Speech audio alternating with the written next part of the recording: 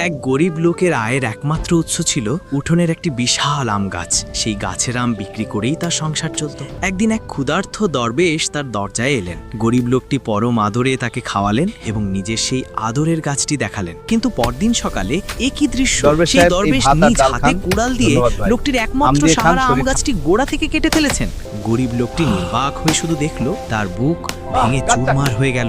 রাগে আর অপমানে সে শুধু দরবেশকে মনে মনে অভিশাপ দিল। কিন্তু উপায় না পেয়ে লোকটি শেষ সম্বলটুকু বিক্রি করে শহরে পাড়ি জমালো। কঠোর পরিশ্রম আর আল্লাহর উপর ভরসা করে সে ব্যবসা শুরু করলো। কয়েক বছর পর সে হয়ে উঠল এক মস্ত বড় ব্যবসায়ী। একদিন সেই ধনী ব্যবসায়ী দেখলেন তার রাজপ্রাসাদের সামনে সেই পুরানো দরবেশ দাঁড়িয়ে আছেন।